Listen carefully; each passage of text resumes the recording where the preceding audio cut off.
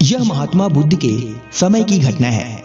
महात्मा बुद्ध जब भी भिक्षाटन के लिए जाते तो आम लोग उनको भिक्षा तो देते ही थे, कभी कभी उनको घेर कर अपने मन के सवालों का समाधान भी उनसे पूछते थे। एक दिन एक व्यक्ति ने बुद्ध से पूछा, प्रभु जीवन का मूल्य क्या है?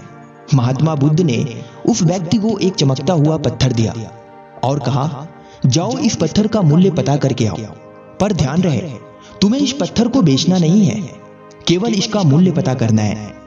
वह व्यक्ति उस पत्थर को लेकर गांव के बाजार में सबसे पहले एक फल वाले के पास गया जो संतरे बेच रहा था। उस फल वाले को उसने पत्थर दिखाते हुए उसकी कीमत पूछी। उस संतरे वाले ने उस पत्थर की कीमत कुल 12 संतरे लगाई। उसके बाद वह व्यक्ति उस पत्थर को लेकर एक सब्जी वाले के पास गया।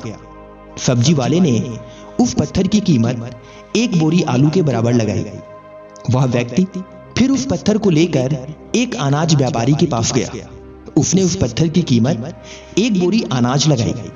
इसके बाद वह व्यक्ति उस पत्थर को लेकर एक स्वर्णकार के पास गया और उसे पत्थर दिखाया।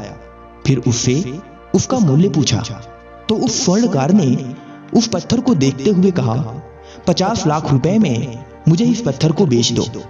उस व्यक्ति ने स्वर्णकार को मना कर दिया तो स्वर्णकार ने फिर कहा, भाई 2 करोड़ रुपए में यह पत्थर मुझे दे दो, या फिर तुम ही बता दो कि इसकी कीमत तुम क्या लोगे।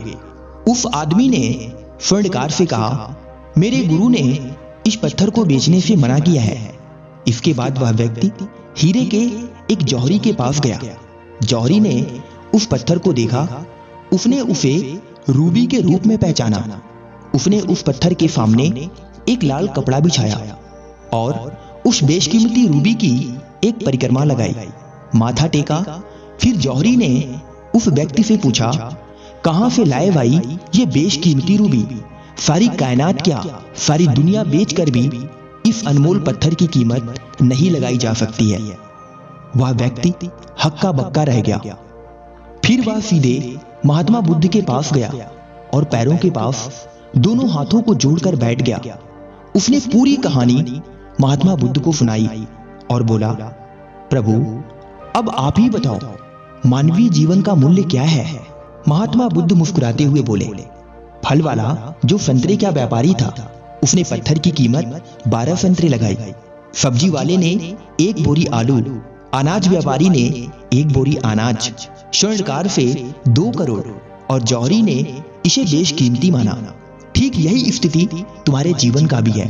तुम बेशक हीरा हो, लेकिन ध्यान रखना कि सामने वाले तुम्हारी कीमत अपनी क्षमता, अपनी जानकारी व अपनी समझ से ही लगाएगा। महात्मा बुद्ध की बात सुनते ही उस व्यक्ति को मानवीय जीवन का मूल्य समझ में आ गया।